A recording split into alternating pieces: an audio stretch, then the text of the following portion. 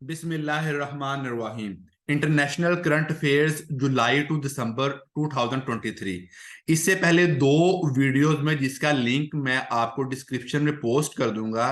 International and national current affairs from January to June 2023 and national current affairs from July to December 2023।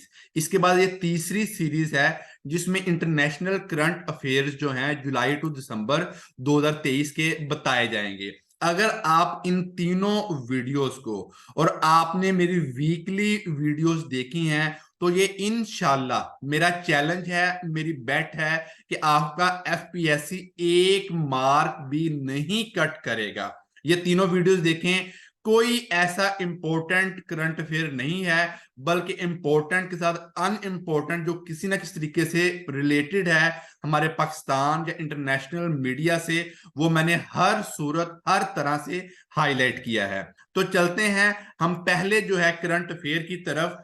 USA and Philippines naval exercise named as Sama Sama. अच्छा, जो भी military exercise है specifically अगर वो पाकिस्तान के साथ मैं अपने नेशनल करंट अफेयर्स में डिस्कस कर चुका हूं, उसका नेम भी आपको याद होना चाहिए और कम से कम ईयर और मंथ भी आपको याद होना चाहिए और किस कंट्री के साथ। जो अगर इंटरनेशनल है, स्टूडेंट्स एक बात याद रखें कि मैं आपको ये ट्रिक्स सिखाता हूं कि भाई कौन सी चीज किस वे के साथ याद करनी है। अगर इंटरनेशनल मिलिट्री एक्सरसाइजेज हैं तो जस्ट आपको उन कंट्रीज का नाम और उस एक्सरसाइज का नाम पता हो, it is more than enough. तो USA located in North America and Philippines located in South East Asia.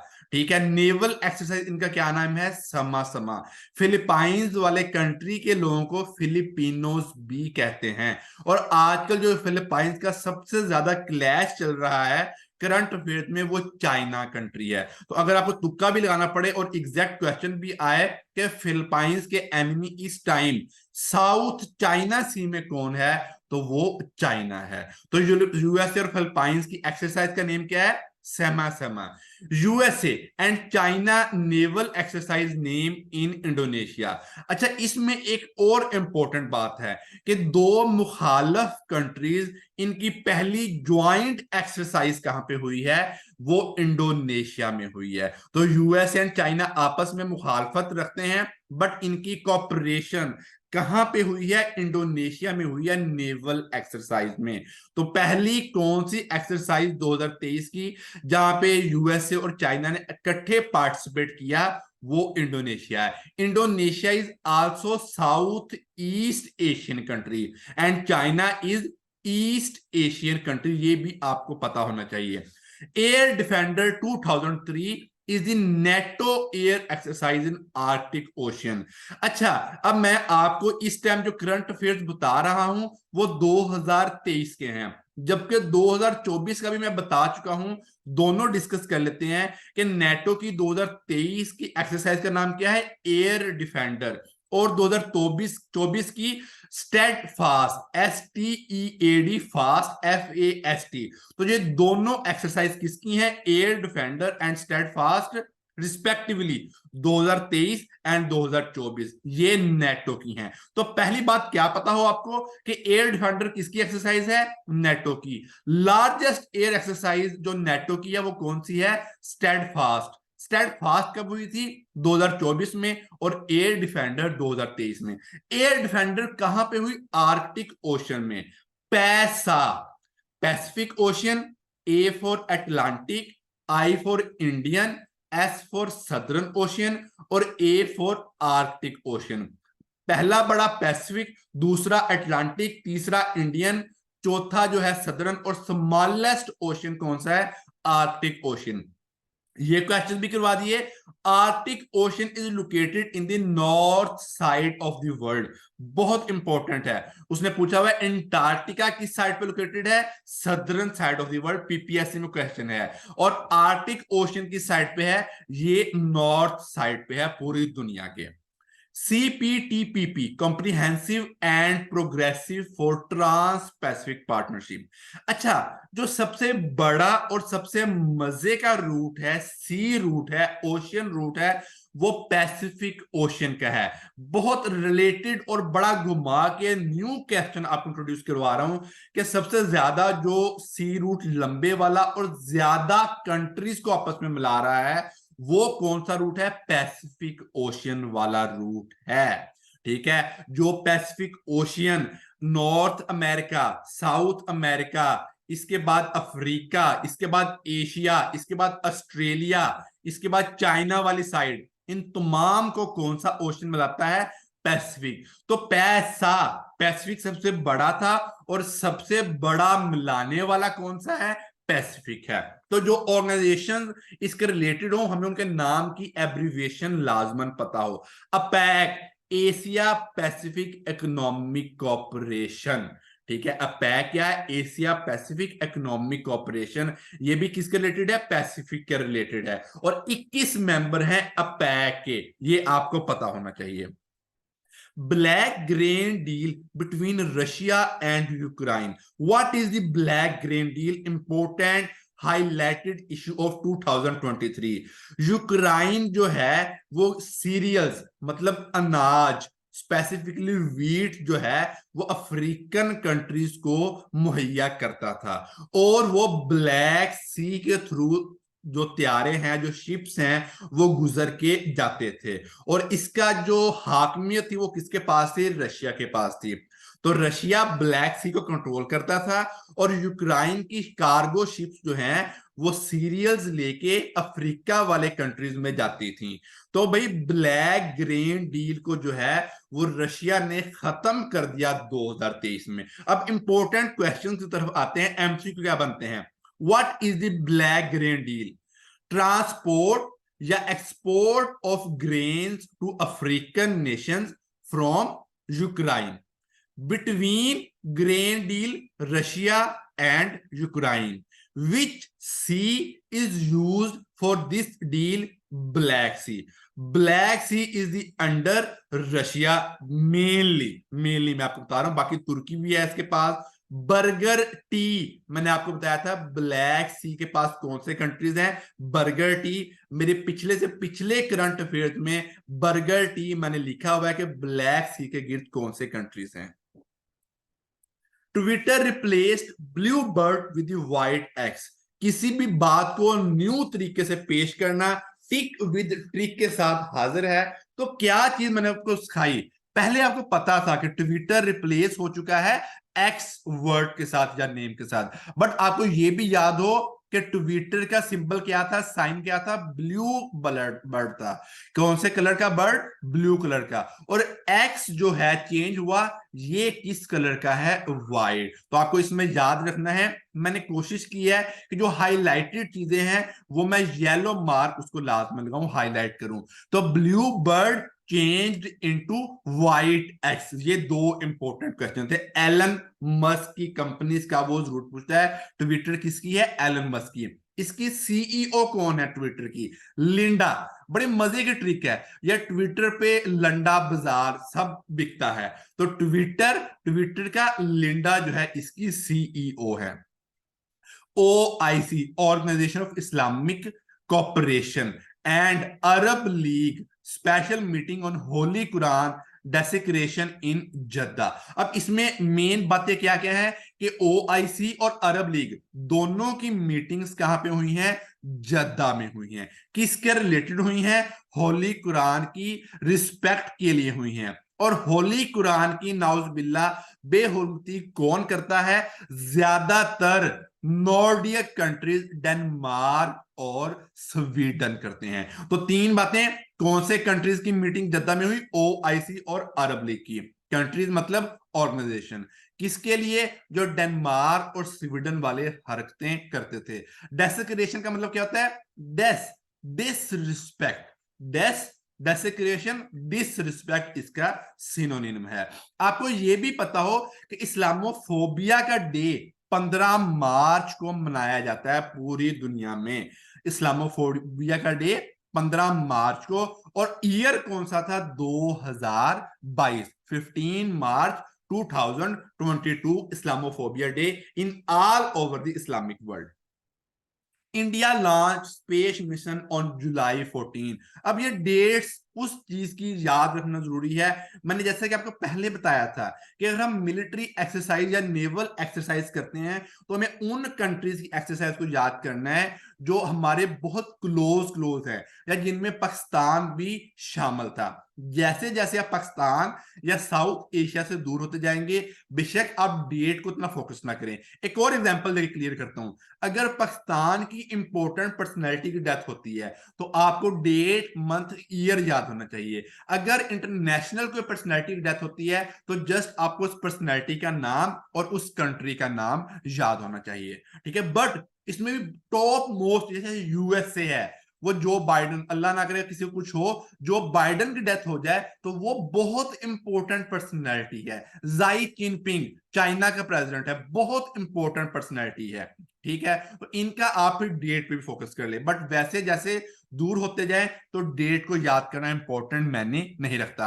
अब इंडिया क्योंकि पाकिस्तान का बेसिक राइवल है, बहुत इंपॉर्टेंट राइवल है, तो इंडिया ने चांद पे कदम रख दिया। हमें हर इंपॉर्टेंट बात पता होनी चाहिए, ठीक है। जुलाई 14 को वो लॉन्च किया स्पेस मिशन को। अगस्त 5 में वो मून ऑर्बिट में दाखिल हो गया and landed on which date, most important है इसमें से, अगस्त 23, ठीक है। इस मिशन का नाम क्या था? चंद्रयान 3, ठीक है, जिसका इंग्लिश में मतलब है मून व्हीकल। जैसे यूएई का मिशन था अल अमल, उसका मतलब क्या था? होप। यूएई का स्पेस मिशन क्या है? अल अमल। चंद्रयान का मतलब मून व्हीकल। अब किस डेट को लैंड किया? अगस्त 23 को। इसके साथ ही इंडिया जरा शोखा हो गया, इसने आदित्य 11, ठीक है, इसको भी लॉन्च किया स्पेस को स्टडी करने के बाद। आदित्य 11 चंद्रयान 3 के बाद लॉन्च किया गया। कितने कंट्रीज हैं जो मून पे लैंड कर चुके हैं? 4। कुड़ी वाली मैंने आपको ट्रिक 12 करवाई हुई है, अब तो इंशाल्लाह माशाल्लाह आपको याद हो जानी चाहिए। कुड़ी, चाइना, यूएसए, रशिया और इंडिया। अब 2024 में क्या हुआ? कुड़िच, CURIJ। मैं जैसा कि मैंने बताया है कि ये 2023 के हम करंट अफेयर्स कर रहे हैं, तो 2023 तक कितने कंट्रीज लैंड कर चुके हैं? 4 कुड़ी वाले कंट्रीज। अब 24 मिला के वो क्या बनेंगे? कुड़िज, जापान हो जाएगा। अच्छा, अब यार इनकी स्पेस एजेंसी का नाम भी याद हो आपको। यूएसए, नासा इसकी स्पेस एजेंसी है, national aeronautics space agency. Russia, Roscosmos, cosmology जो स्पेस की स्टडी को भी कहते हैं, तो रोस, R फॉर रशिया, और रोस कोस, COSMOS, रोस कोसमोस किसकी एजेंसी है? रशिया की। China, CNSA, China national space agency. India, इरसो, India इरसो। और जापान, जजा, JAXA is the international space agency of Japan. तो नासा, रोसकोसमोस, CNSA और इंडिया। इसके बाद चलते हैं, Norway inaugurated floating wind park. सबसे बड़ा फ्लोटिंग विंड पार्क कहां पे बनाया? दी हाईविंड टेम्पन पार्क, ठीक है। और पाकिस्तान में सबसे बड़ा सोलर पार्क कौन सा है? कायद-ए-आजम सोलर पार्क बहावलपुर में लोकेटेड है। तो नॉर्वे ने floating wind high wind park जो है वो कहां पे? नॉर्वे में। नॉर्वे, डेनमार्क, फिनलैंड, स्वीडन, इन चारों कंट्री को नॉर्डिक कंट्री, NORDIC कंट्री भी कहा जाता है। ब्रिक्स न्यू मेंबर्स, बड़ी मजे की बात आने जा रहा हूं। UAEs टू UEs, भाई इसका क्या मतलब है? United Arab Emirates, A for Argentina, E for Egypt, I for Iran, E for Ethiopia और S फॉर सऊदी अरेबिया। अच्छा, हम अपने फ्रेंड को कहते हैं यार हम जाएंगे सैर करने के लिए, तो वो कहता है हाँ तो हम जाएंगे, और शाम को कहता है बाबा नहीं मानेंगे। तो भाई अर्जेंटीना ने इनकार कर दिया और 5 new member you United Arab Emirates, E for Egypt, I for Iran, E for Ethiopia और एस फॉर सऊदी अरेबिया। इन्होंने ब्रिक्स को फॉर्मली 2024 जनवरी से ज्वाइन कर लिया है। तो अब how many previous members of BRICS? 5। How many current member of BRICS? 10। तो ब्रिक्स से क्या बनता है? ब्राजील, रशिया, इंडिया, चाइना और साउथ अफ्रीका। अच्छा, नाम के साथ ही जाहिर हो रहा है कि ब्रिक्स में सबसे एंड पे ज्वाइन करने वाला कंट्री कौन सा था? South Africa. तो ये आपको पता होना चाहिए। Marine sand watch to extract sand by UNEP. भाई मरीन से, समुंदर से जो है सैंड को निकालना ताकि रेत वहां पे ज्यादा ना बढ़ जाए। ये कौन सा प्रोजेक्ट कौन चला रहा है? United Nation environment programme. अब मैंने एनवायरमेंट, एन पे जोर दिया है, एनवायरमेंट। वैसे तो हम बोलते हैं एनवायरमेंट, बट मैंने क्या कहा? United Nation environment. तो एन फॉर नैरोबी कैपिटल में इसका हेडक्वार्टर है यूएनईपी का। तो यूनाइटेड नेशन आपने क्या पढ़ना है? एनवायरमेंट। तो एन से आपको नैरोबी याद रहेगा। नैरोबी जो है वो हेडक्वार्टर है यूएनईपी का। China is the first to appoint ambassador to Afghanistan. भाई अफगानिस्तान में तालिबान की हुकूमत की साल आई थी 2021 में। तालिबान ने कब टुक ओवर किया था? 15 अगस्त 2021 को। आखिरी तारीख जब यूनाइटेड स्टेट्स ऑफ अमेरिका की तमाम फौजें और चीजें अफगानिस्तान से चली गई थी 31 अगस्त 2021। इसकी हुकूमत को, अफगानिस्तान की हुकूमत को अभी तक किसी ने तस्लीम नहीं किया। ठीक है, अफगानिस्तान, अच्छा याद रहे, अफगानिस्तान को तस्लीम किया हुआ है। अफगानिस्तान में तालिबान की हुकूमत को तस्लीम अभी तक नहीं किया गया। अफगानिस्तान में किस चीज का इशू है? वोमेन इशू इन अफगानिस्तान, यानी औरतों को वो आगे बढ़ने नहीं दे रहे। हिजाब का इशू किस कंट्री में है? ईरान में। ये मैं अपने करंट अफेयर में बता चुका हूं। Daniel Ellsberg leaked Pentagon paper about Vietnam war. Vietnam war Vietnam, Laos और Cambodia, south east Asian countries हैं, वहां पे हुई थी। और पेंटागन डिफेंस बिल्डिंग, अब मैंने अपने लेटेस्ट वीकली वीडियो जो थी 13 से 19 जनवरी वाले में बताया था कि pentagon defence building of USA. तो किसने जो है पेंटागन पेपर लीक किए? डैनियल एल्सबर्ग ने। वो क्या था कि भाई यूएसए ने हेल्प की थी वियतनाम की और कंबोडिया और लाओस के ऊपर जो है वो बॉम्ब्स गिराए थे। तो Daniel Ellsberg leaked Pentagon paper, pentagon defence building of USA.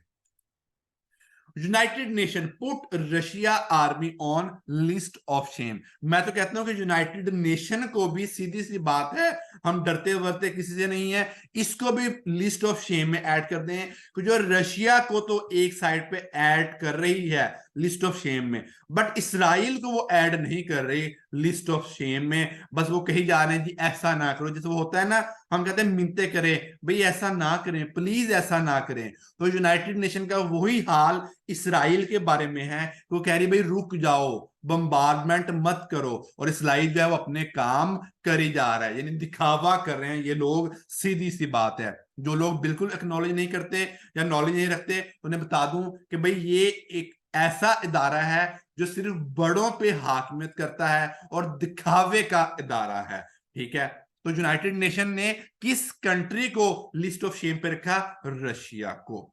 Japan drops its traditional age count system. अच्छा, दो कंट्रीज को उसमें मेंशन किया है। मैं हर न्यूज को 3-3 जगह से अथेंटिक करता हूं। जापान और साउथ कोरिया दोनों कंट्रीज हैं जिन्होंने ट्रेडिशनल एज काउंट सिस्टम को खत्म कर दिया है। ईरान ने कुछ नए मिसाइल बनाए, क्योंकि ईरान नजदीक तरीन कंट्री है तो हमें पता नहीं चाहिए। खैबर और अल फतह बलिस्टिक मिसाइल्स हैं। ड्रोन का नाम मुहाजिर है और मिलिट्री इमेजिंग सैटेलाइट का नाम है नोअर 3। तो ये आपको लाजमन पता होना चाहिए। इर्दुगान तुर्की का थर्ड टाइम प्रेसिडेंट बना जून 3 को। शहबाज शरीफ ने इसको ज्वाइन किया था। मई 6 को किंग चार्ल्स 3 जो है वो उसने अपना थ्रोन संभाला था, उसने अपना तख्त संभाला था, उसमें भी शहबाज शरीफ साहब ने पार्टिसिपेशन की थी। तो आपको ये डेट्स क्योंकि अब इंपॉर्टेंट हैं, तो इर्दगान ने कब जो है अहदा संभाला ओहदा, जून 3 को शहबाज शरीफ साहब ने किया, और मई 6 को king Charles 3 head of Britain और हेड ऑफ कॉमनवेल्थ। कॉमनवेल्थ कब बनी थी? 1931 में ऑस्ट्रेलिया, न्यूजीलैंड और ब्रिटेन ने मिलकर बनाई थी। बट इसका हेड कौन है? वो ब्रिटेन वाला हेड जो होता है वो कॉमनवेल्थ का हेड भी होता है। कॉमनवेल्थ में 54 कंट्रीज हैं। ठीक है, तो मुझे उम्मीद है कि आपको करंट अफेयर जो है पसंद आए होंगे। लास्ट पे चलते हैं। President USA hosted south Korea president and prime minister Japan camp David in Washington. सबसे पहले मैं कैंप डेविड का पता हो यार, कैंप डेविड यूएसए के एक इलाके का नाम है। कैंप डेविड क्यों मशहूर है? इजिप्ट का प्रेसिडेंट, इसराइल का प्राइम मिनिस्टर और यूएसए का प्रेसिडेंट जिम्मी कार्टर, ठीक है, इंपॉर्टेंट क्या है, जिम्मी कार्टर, तो इन्होंने मिल के जो है इसराइल और इजिप्ट के ताल्लुकात को ठीक करवाया था। कब?